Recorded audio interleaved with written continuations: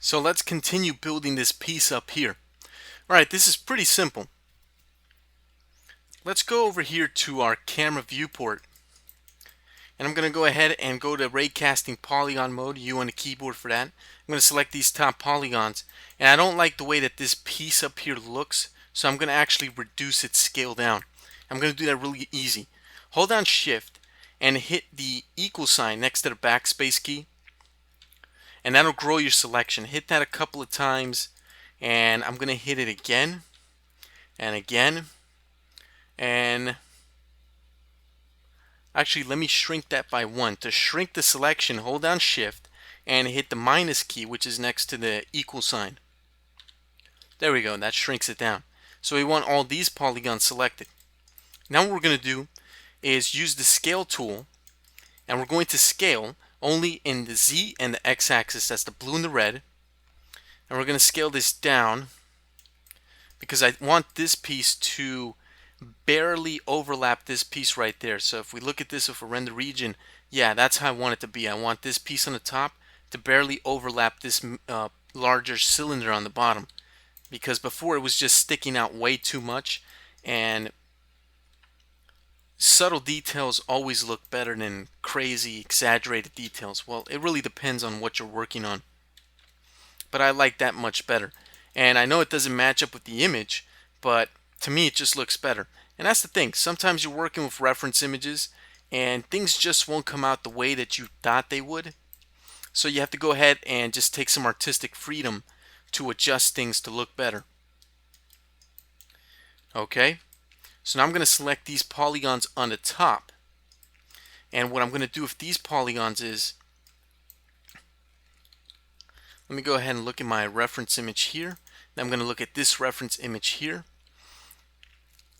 And I'm just planning my next move, which is going to be to create this piece right here. And it's a straight piece. So we can see it's a straight piece right here, so we can create that out of a cube.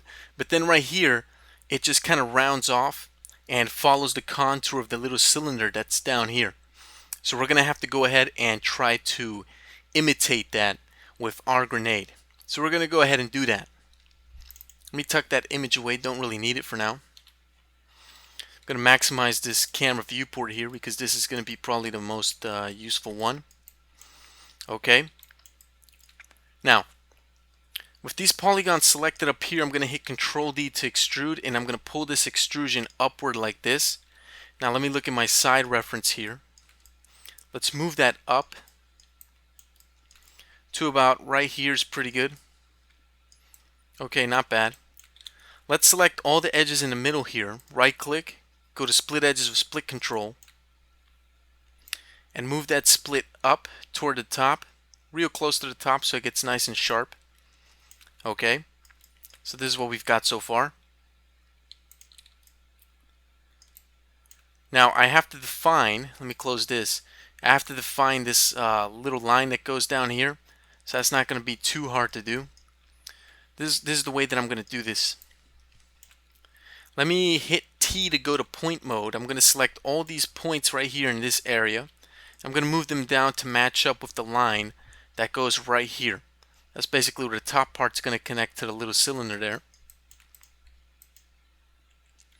And once I do that, I'm going to have the area ready where I can extrude and start creating these other pieces. So let me orient myself here. That's the front right there. Okay. This polygon and this polygon are the polygons for the front over here, which we're going to actually end up extruding. So let's go ahead and do that. I have these two polygons selected, but I also have these little two polygons right here. This one and one right there. So I want to make sure that I select those. Let me go here to my camera viewport. The only ones that I want to select right there are these two big ones and these two little ones right here. And I'm going to hit Control D to extrude. And I'm going to extrude that out like this. And then I'm going to use my side view here to aid my placement about right there. Now what I need to do is flatten these polygons out. So I'm going to use the scale tool to do that very quickly and easily. So I'm going to scale them in on themselves like so that they get nice and flat. Okay. Once I got them nice and flat, it's not going to be too hard to get this thing going. Alright, not bad. Now, let me maximize this viewport right here. What I'm going to do next is switch to edge mode, and I'm going to go ahead and select all these edges right here in the middle. So I've got these on the top and these down here in the bottom. And if you look at the camera viewport, you can see the edges that I have selected, which you should have these edges selected right here. Okay? Alright, once you have those edges selected, just right click, go to split edges with split control, and let's move this split up toward the front to sharpen the front out, like so. And if we go ahead and look at our reference image here, our side reference, you can see it's not coming out too bad. It's coming out very similar to the reference image. Let's look at this one.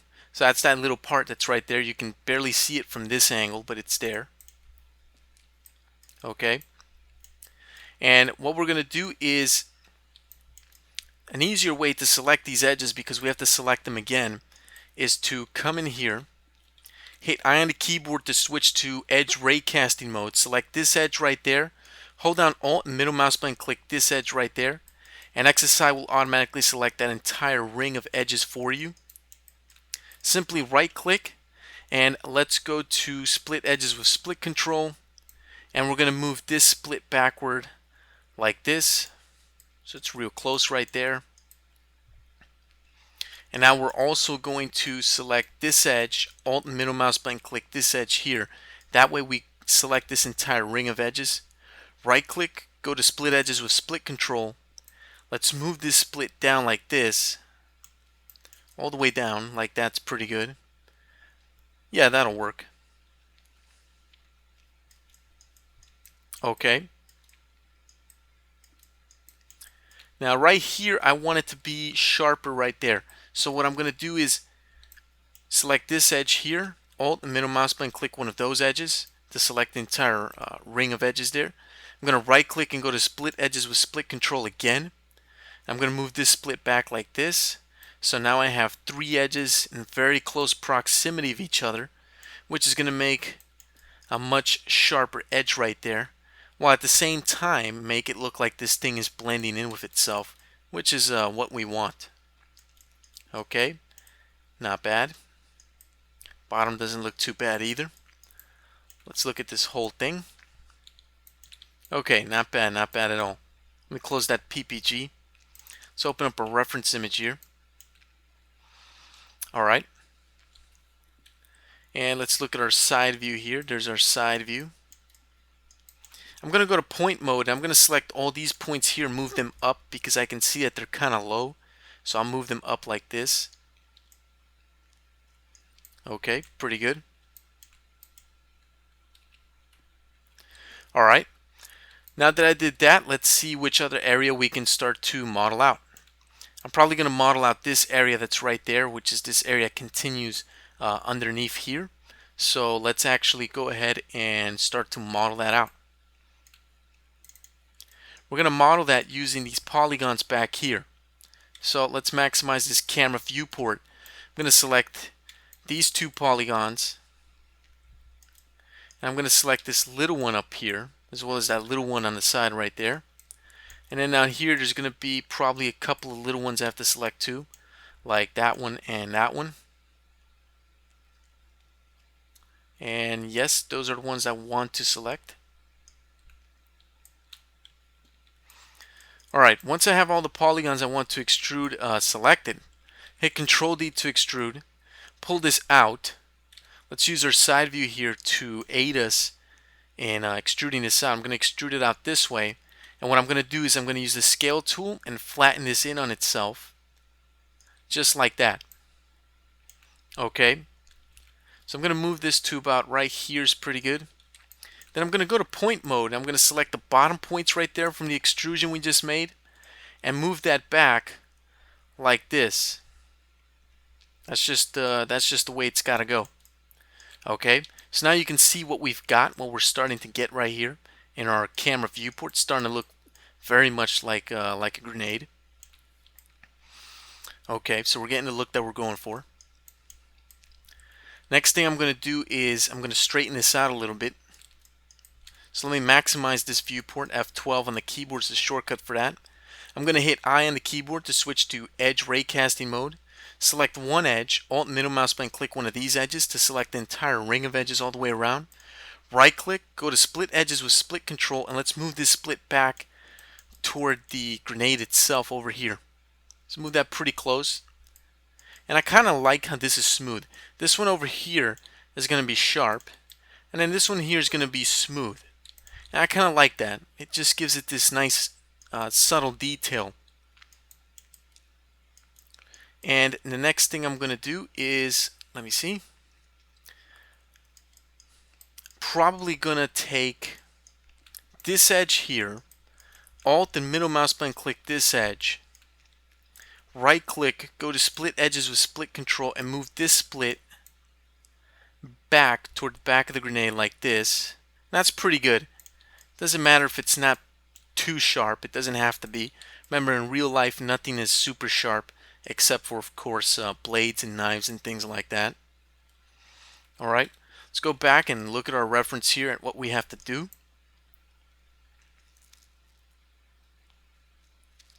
Okay, we're going to have to create this handle piece that comes down right here.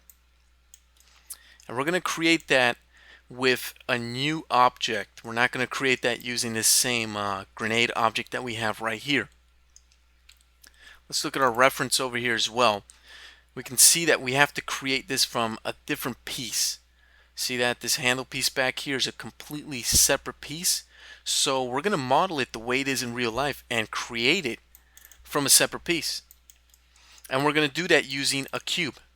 So let's go to Primitive, Polygon Mesh, Cube.